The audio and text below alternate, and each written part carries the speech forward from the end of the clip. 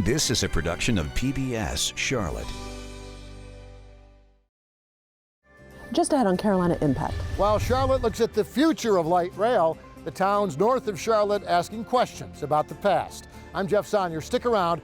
We'll talk about the arguments for and against a new mobility tax coming up. Plus, we'll tell you about the purchase of a hotel for the homeless. And we meet an amazingly talented young musician shining in a new movie series shot right here in Charlotte. Carolina Impact starts right now. Carolina Impact, covering the issues, people, and places that impact you. This is Carolina Impact. Good evening. Thanks so much for joining us. I'm Amy Burkett. The only way to keep Charlotte moving forward is to keep Charlotte actually moving. That's the reasoning behind City Hall's plan for a new Mecklenburg mobility tax. It would add an extra penny to our sales tax for more rail and bus service, plus new sidewalks, greenways, and bike paths. It all sounds like a good idea, unless you live in one of those areas that was left behind the last time they raised taxes, never getting the promised projects. Carolina Impact's Jeff Sonnier joins us now from the South End with more. Jeff? Yeah, I actually covered Charlotte City Council last time they proposed a mobility tax back in the late 90s. That's when they called it a transit tax. A half penny on the Mecklenburg sales tax. That's still around today. That's the money they used to launch our light rail system and to pay to expand our bus system for decades here in Charlotte. In fact, we even dug up the old PowerPoint presentation that City Hall produced back in 1998 to support that original transit tax. In fact, some of what they promised from the transit tax more than 20 years ago actually happened. CAT's light rail service in what they called the South Quarter from Uptown to Pineville turned out to be a huge success. Maybe not so much with transit riders, but definitely with the live-besiders. The light rail Blue Line itself now surrounded by new apartments, office buildings, restaurants, shopping. But what about the commuter rail Red Line in the so-called North Quarter to Huntersville, Cornelius, and Davidson? The old transit plan said from 2000 to 2005, the transit tax would pay to build these high-quality North Mech bus stations that could ultimately be converted to Red Line rail stations.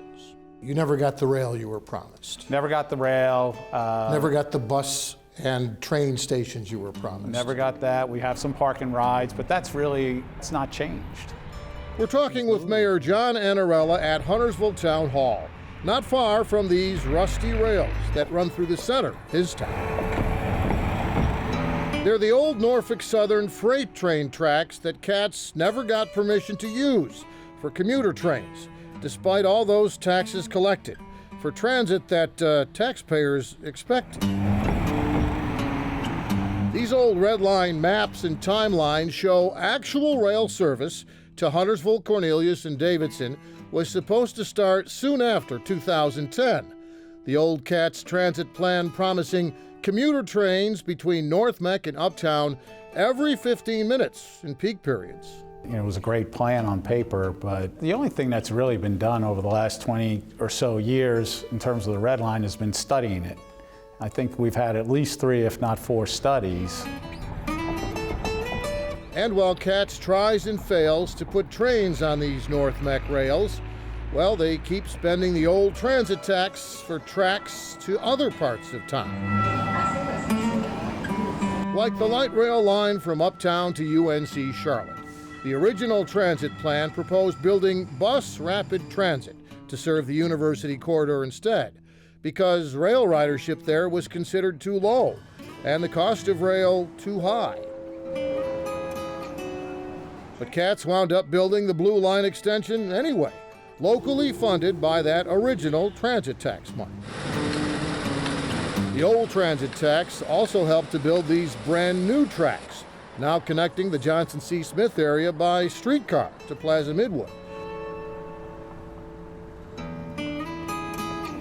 Even though that Gold Line streetcar from the west side to the east side is never even mentioned in the original transit tax plan. So when you see a headline in the Charlotte Observer that says Red Line is a priority, we've seen this story before, and it doesn't end well for North Mecklenburg. But I also believe that one thing that will be different this time is that we're not just talking about the Red Line or transit. Charlotte Assistant City Manager Taiwo Jaioba is on the Charlotte Moves Task Force. We want to make sure everybody's getting very familiar with what it is that's being proposed. That's Jaioba sitting next to former Mayor Harvey Gantt, chairman of the task force, which is recommending that new mobility tax to voters. What are the benefits to you in your town, in Cornelius, in Davidson, in Huntersville? Not just about Charlotte, but in your town. It could just be streets, or bikeways or greenways. Mobility tax supporters also suggest that those faraway new light rail projects located only in Charlotte actually benefit everybody, especially after COVID, by bringing new growth and new jobs that we all share.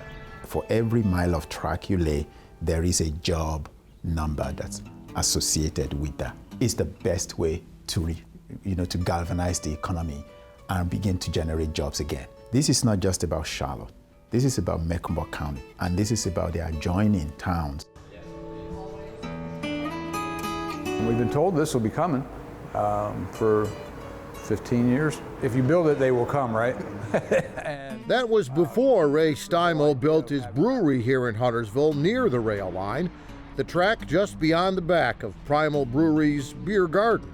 Had potential inside, had room for brewing outside, and it had the railroad tracks. And to know that it was going to be running down this corridor, it would be a whole revitalization.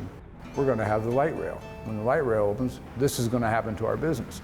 So we're still waiting. Ray adds the Red Line is the reason he supported the transit tax the first time around, but not this time. That tax increase was the only tax increase I ever voted for. I bet most people don't even know they're still paying it. I mean, it's all in the same county. It would be nice if it was all treated the same. So when they say they're going to do something, they really ought to think about sticking to it. I think it's great to be regional if you're on the long end of the stick, but if you're on the short end, it's a little hard to take. In fact, we talked with Mayor Annarella the day after his Huntersville Town Board voted unanimously against the mobility tax. Other North Meck mayors also voicing their opposition, and the Lake Norman Chamber of Commerce saying no to any future sales tax increase for transit improvements they haven't seen yet and may not see for decades. Amy? Thanks so much, Jeff. You'll find a link to more information about Charlotte's new transit plan and the mobility tax to pay for that plan on our website at pbscharlotte.org. Well, as Jeff just mentioned in his story, CATS is launching expanded East Side, West Side streetcar service. The crosstown streetcar from Elizabeth Avenue on the east side to Beatties Ford Road corridor on the west side has garnered its share of controversy, from questions about gentrification to changing community dynamics. As Beatrice Thompson tells us, its development has sparked a lot of interest from not only developers, but longtime residents. This is a community that has been historically underutilized, historically neglected. Now the city is making the investment. Now everybody wants to come. This is an opportunity to unite all the businesses in the corridor and show them that something positive is happening, and we can all grow and build together. We're not necessarily in the long-range planning conversation. So 2021, there are a lot more people at the table. Meet the politician, the developer, and the entrepreneur, all key players in the Beatties Ford Road corridor facelift, spearheaded by that long-awaited City Links goal line. Bonds overwhelmingly supported by black voters allowed phase 1 of the old trolley to start in 2015. But it's taken longer to get on track to the west side of the city. Unfortunately, however, we've always been on the last end of receiving the benefits of those bonds. And so certainly there is a legitimate concern. Now the city's multi-million-dollar investment in the west side has attracted the attention of investors and new residents to a corridor that has been historically black. It's that shift in economics and demographics that has many concerned that the history and the culture of the West Side will be lost. When I saw what was happening, I said, how do I be in part? I'm already in the housing side, and I'm pushing hard to change and provide affordable housing. Chris Dennis sees the West Side Corridor as a major part of this city's image, as well as the heart of its black community. He bought commercial properties at LaSalle and Beatties Ford Road. Charlotte natives will recognize one as the original location of McDonald's cafeteria. That was the reason why this development became so important to me, and to try and bring history and to try and do something iconic in this corridor. Mr. McDonald would have been proud. The anchor tenant in his old space? Chase Bank. Currently, there is no date on when the streetcar will reach this last major intersection, which could be frustrating for business owners. But the challenge that Beatties Ford Road has had, it has been disenfranchised for a long time. There hasn't been adequate funding, I think, put in this area, and we have to ask that question of why. The improvements start at the I-77 overpass with wider sidewalks, a pocket park with a splash pad and an amphitheater are on two corners of the 5 Points intersection. There are several West Side streetcar stops, including in front of Johnson C. Smith University dormitories and art at the streetcar shelters. Councilman Graham points out the 150-year-old university should play a key role in these changes. We can't have a strong corridor without a strong Johnson C. Smith University, so I really want to begin to work with the institution so that they can be the protector of the corridor.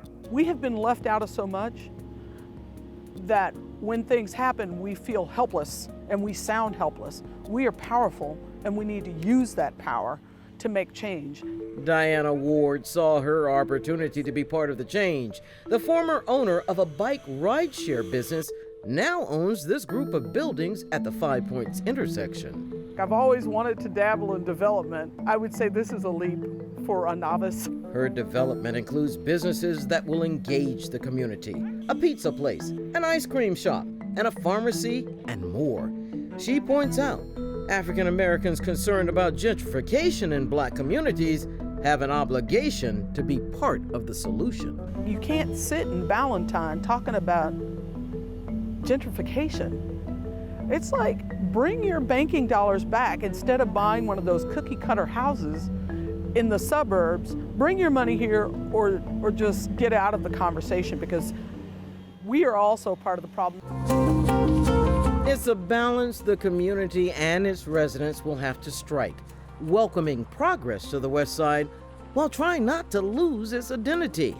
And just how do the politician, the entrepreneur, and the developer think all of that can be done? What the city is trying to do, what I'm trying to do, is to make sure that citizens are part of the change and not victims of it. We've got bazillion-dollar athletes. We have bazillion-dollar bankers, and they have to find out what is the conversation happening now that's going to impact the city 20 to 30 years down the road. Now that opportunity is coming around, we're seeing the city looking at this corridor in a different way. We're seeing the community that's saying we need this. For Carolina Impact, I'm B. Thompson. Thanks so much, B. There's still more to come for the West End streetcar. The plans call for an extension past LaSalle Street. Now, test trials have already been done, and the streetcar should be operating later this spring. Well, next up, Hope for the Homeless. The nonprofit Roof Above has purchased an 88-room hotel in Southwest Charlotte that will become home to the chronically homeless. Carolina Impact's Sarah Colon Harris shares more on the initiative and introduces us to residents at a similar complex who've already walked in their shoes.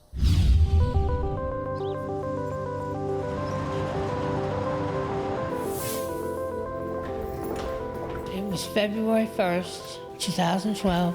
And they took me to my apartment and they were like, okay, here you go. They opened up the door and it was mine.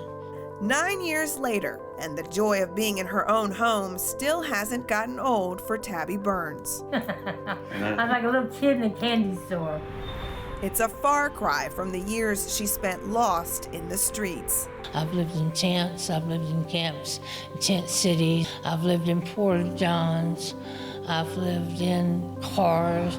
Homeless and addicted, Tabby says she struggled to get clean. I was addicted to crack, cocaine, and I was basically a crack addict. Today, she's sober and stable. Her apartment at Moore Place, a saving grace. Do you feel safe in here? Yes, I do. Yeah. feel okay. And to be honest with you, for me, the only person that can make me safe is God. So I'm comfortable with him and knowing that he's here with me. And how does it feel being sober? Good. Feels good. Because being sober is something that you don't get a chance to do unless you're determined to do it.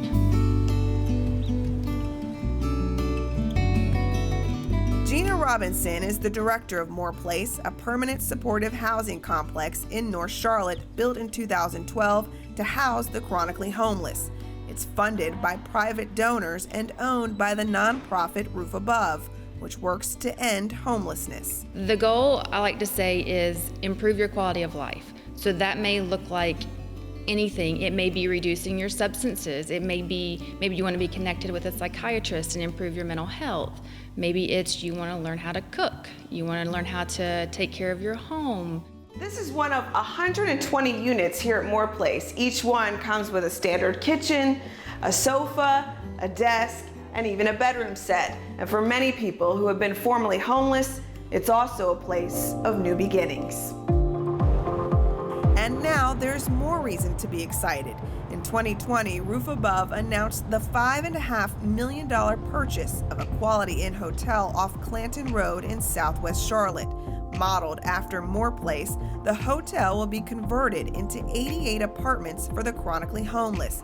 Social workers and support staff will also be on site. How will you go about selecting who gets housing and who doesn't? We target folks who have been homeless a long time and have disabling conditions, so people who really need some robust supports to be successful in housing. We have a core belief that by virtue of being human, everyone's ready to be have the safety, stability, and dignity of home, but some people need some additional supports to be, successful in keeping home. She says renovating the hotel is more cost-effective than building from the ground up. Right now, Charlotte's affordable housing crisis at an all-time high. According to Roof Above CEO, a person working 40 hours a week must make at least $17 an hour to afford the average apartment. Those with no financial safety net or family support are the most vulnerable to homelessness. The individual stories are all unique, and so, but in general, people have some sort of crisis in their life, and it's often a combination of two. Maybe you're going through a divorce and you lose your job. You have a healthcare crisis, and you're struggling with depression. For Walter Thomas, homelessness was the price of childhood trauma and addiction. I've been addicted since I was 9. To what? Everything that makes me feel good. And while Tabby has remained sober and embraced her home at Moore Place, Walter admits his journey to stability still feels almost too good to be true. I still have a tent out there right now. I still go outside once a week and sleep outside in my tent. Why do you do that? Because it's what I'm known to. See, it's a mental thing for me. A psychological trap, he says, an internal war between feeling inadequate and a longing to feel safe. Everybody expects you to change just like that. But if I've been doing something for a long period of time, what do you expect? Here you put me in this place for 30 days, and I've been on the street for 37. So I've been doing everything I need to do for being on the street, and all of a sudden I get into this great place. You think things are gonna change just like that? Still, he's grateful for the staff and housing support he's received at Moore Place. His dream to go back to school, but the journey to recovery continues. I'm learning how not to be insecure. I'm learning how my main goal is to stay humble. You know what I'm saying? Because this place was given to me for a reason. A reason to have hope with a roof above. For Carolina Impact, I'm Sarah Colon Harris. Thank you so much, Sarah. There really is no place like home. Well, Roof Above currently uses the hotel as an emergency shelter, but officials plan to begin renovations this spring and begin moving residents in by the end of 2021. Well, finally tonight, you hear the stories all the time. Young wannabe actors and actresses making their way to Hollywood to try and make it big. But more often than not, those Hollywood dreams go unfulfilled. But thanks to a few doors opening at just the right time, one local teenager who never even wanted to act landed a coveted role on the Oprah Winfrey Network. Carolina Impact's Jason Terzes and producer Doug Stacker shows us it was all because of her musical talent and being in the right place at the right time.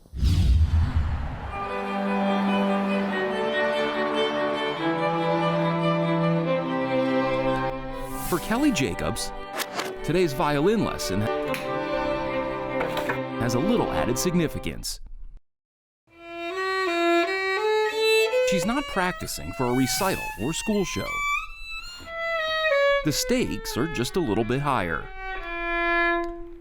I used to be scared to go to lessons. The E is up bow. So when you hear Kelly play, there's something a little bit different. I think it just kind of speaks to people.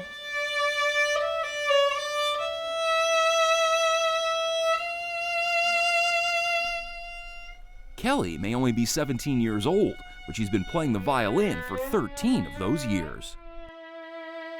My sister played piano, she still plays piano, and I was like, I just want to be like her. I went to maybe 2 lessons, and after I was just like, this is not for me.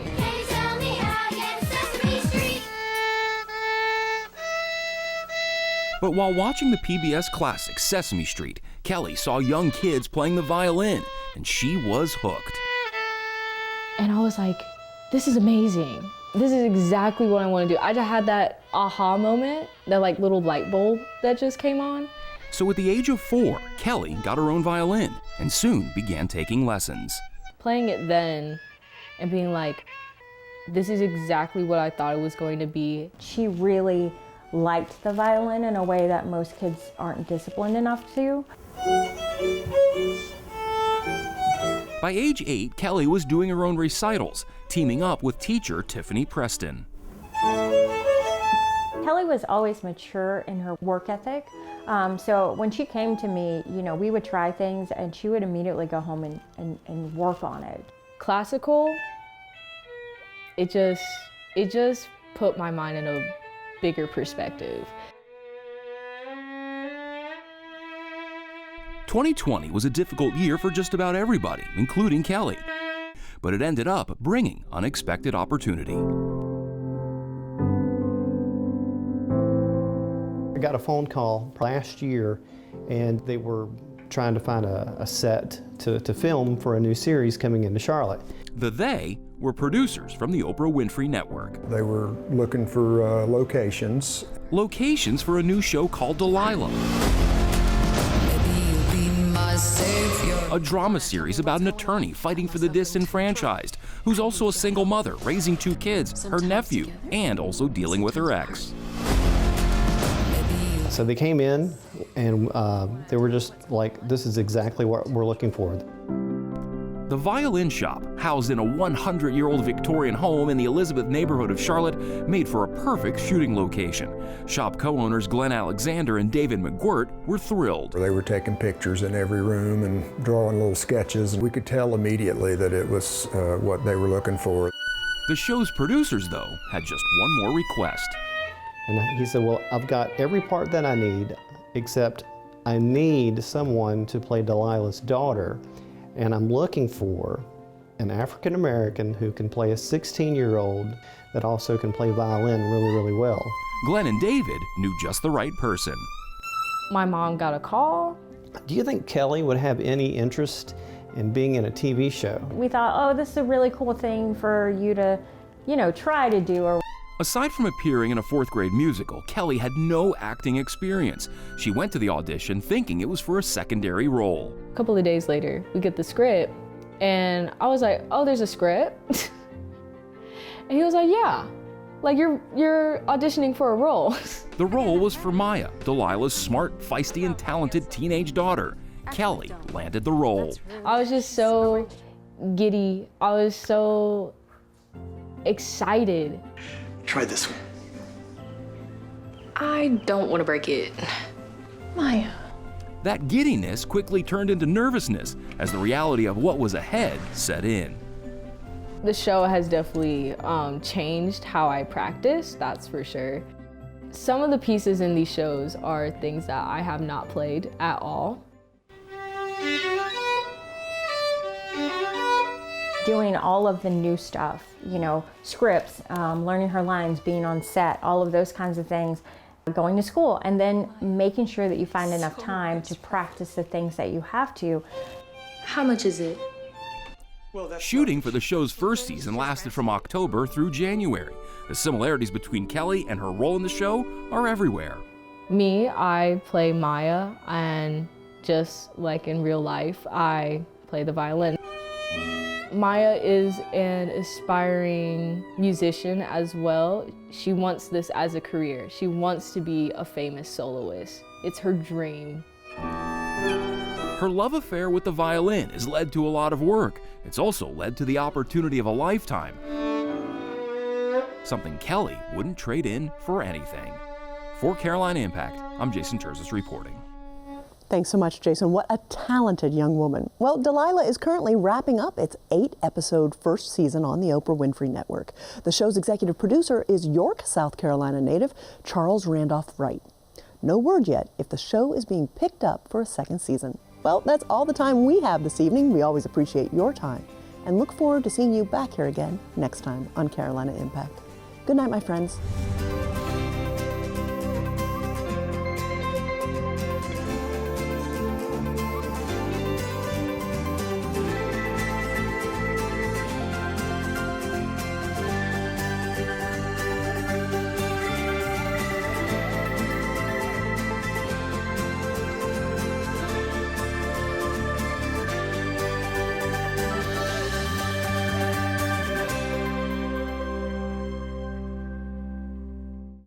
A production of PBS Charlotte.